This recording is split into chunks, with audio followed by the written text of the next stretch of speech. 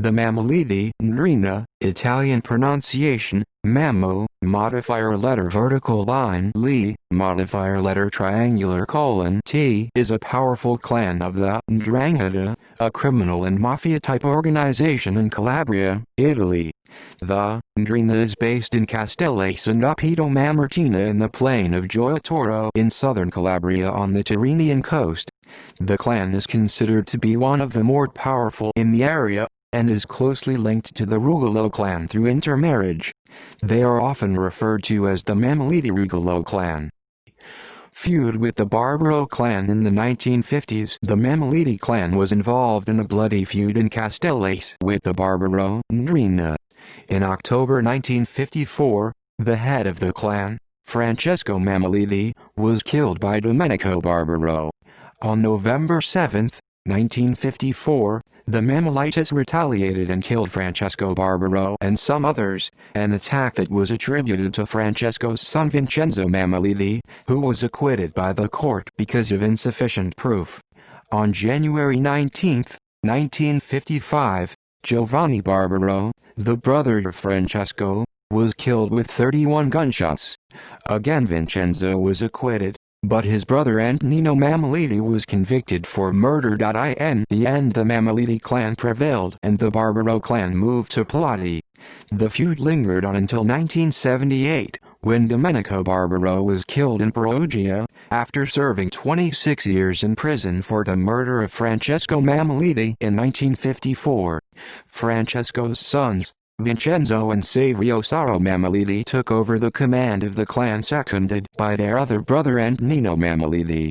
Blood relatives represented the interests in the city council of their area of interest. The Mammoliti Rugolo clan is closely linked to the Piromali ndrina and the Mazzafero ndrina. Criminal enterprise. Since the 1950s, powerful ndrangheta families, such as the Mammolitis and the Piromalis, launched into broad-scale expropriations of land and full-blown entrepreneurship, financing their operations by intercepting government development funds or by kidnapping the children of rich industrialists.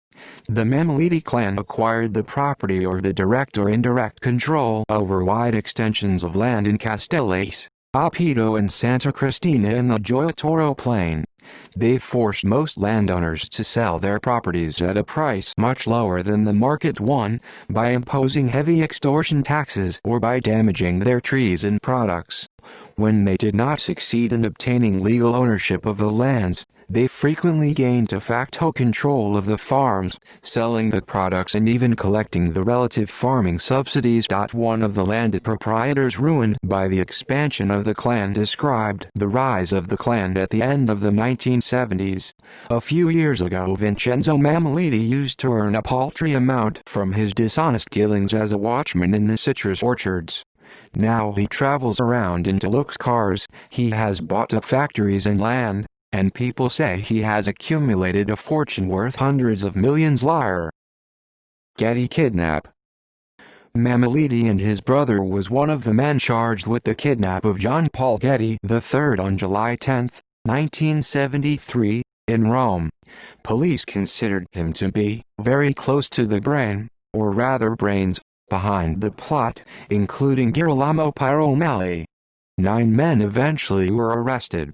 2 were convicted and sent to prison. The others, including Piromali and Mammoliti, were acquitted for lack of evidence. However, Mammoliti, a fugitive at the time, was convicted for drug trafficking. The ransom initially demanded was $17 million, equivalent to $98 million in 2019, for his safe return. However, the family suspected a ploy by the rebellious teenager to extract money from his miserly grandfather. John Paul Getty Jr. asked his father J. Paul Getty for the money, but was refused, arguing that his 13 other grandchildren could also become kidnapped targets if he paid. In November 1973, an envelope containing a lock of hair and a human ear arrived at a daily newspaper. The second demand had been delayed 3 weeks by an Italian postal strike. The demand threatened that Paul would be further mutilated unless the victims paid $3.2 million. The demand stated, "This is Paul's ear. If we don't get some money within 10 days, then the other ear will arrive.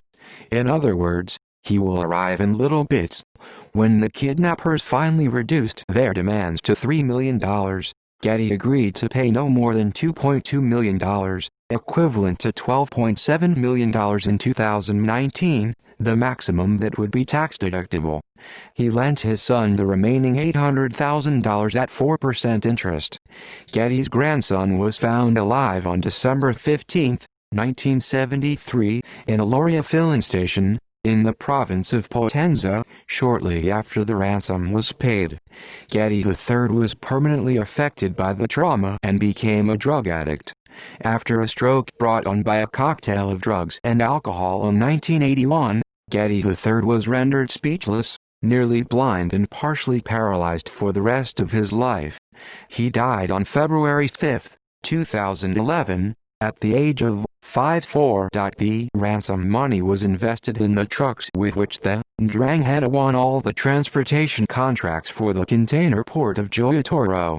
After he decided to collaborate with Italian justice, Mammoliti confessed to have been involved in the kidnap. The Mammoliti clan also persuaded local landowners to sell them their lands at giveaway prices, or to rent it to them for next to nothing, or the clan simply fenced it in and treated it as its own.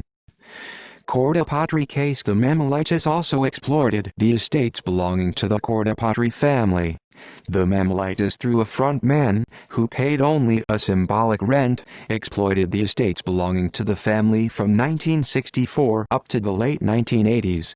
When Baron Francesco Cordapatri finally succeeded in recovering control of the property in 1990, he was unable to pick the olives because local laborers systematically turned down his offers of employment, afraid of offending the Mammolitis. After his murder in July 1991, his sister Teresa Cordapatri attempted to continue, but she too faced insurmountable problems. The case made the national and international headlines in the summer of 1994 when the finance ministry threatened to confiscate the property for not paying taxes on the land, whose products her family had not enjoyed since the 1960s. Was the resistance of the Baroness Cordapatri resisted the confiscation, and she started a hunger strike outside the law courts in Reggio Calabria. Cordapatri was granted an extension to pay her taxes, and the decade-long territorial expansion of the Mammoliti family began to be halted. Peace among the olive trees. Judge Salvatore Bomi, investigating the murder of Francesco Cordapatri, ordered the arrest of 35 members of the Mammoliti clan, Saro Mammoliti included, in an operation dubbed Peace Among the Olive Trees. Arrests were made in June and August 1992. Charges include allegations of the murder, 6 bomb attacks, 19 arson attacks, the destruction of 1,100 olive, citrus and kiwi trees, and 15 separate incursions, and 14 instances of agricultural equipment stolen. Thanks almost exclusively to the Baroness Cordopatri's testimony, Salvatore La Rosa, the material killer of her brother, was sentenced to 25 years in prison, while Saro Mammoliti's nephew Francesco, held to be the man who ordered the murder, got life. Saro Mammoliti himself was sent down for 22 years for extortion and other mafia-related charges. During the trials, the Baroness denounced the relations between the Mammolitis and the local judiciary and politicians, such as the parliamentary leader of the far-right National Alliance, Raffaele Valensis, and the former Minister of Education, the Christian Democrat Riccardo Missassi. Membership. Francesco Mammoliti, 1901–1954, Capobastone from Castellas, murdered in 1954 during the feud with the Barbaro ndrina. Savrio, Don Saro Mammoliti, 1942, Capobastone, son of Francesco, received life sentence in 1995, and in 2003, decided to collaborate with the Italian justice and became a pentito. Nevertheless, he received another 20 years sentence for his role in the Oppidio feud between rival clans over the control of the area. Domenico Rugolo, 1935, former acting boss, arrested in 2007. Notes: References Zarlecci, Pino, 1988. Mafia Business. The Mafia Ethic and the Spirit of Capitalism, Oxford. Oxford University Press ISBN 0-19-285197-7, in Italian. Gratteri, Nicola and Antonio Nicasso, 2006. Fratelli di Sangue, Cosenza. Luigi Pellegrini Editor ISBN 88-8101-373-8. Paoli, Letizia, 2003. Mafia Brotherhoods. Organized Crime, Italian Style, Oxford, New York. Oxford University Press ISBN 0-19-515724-9.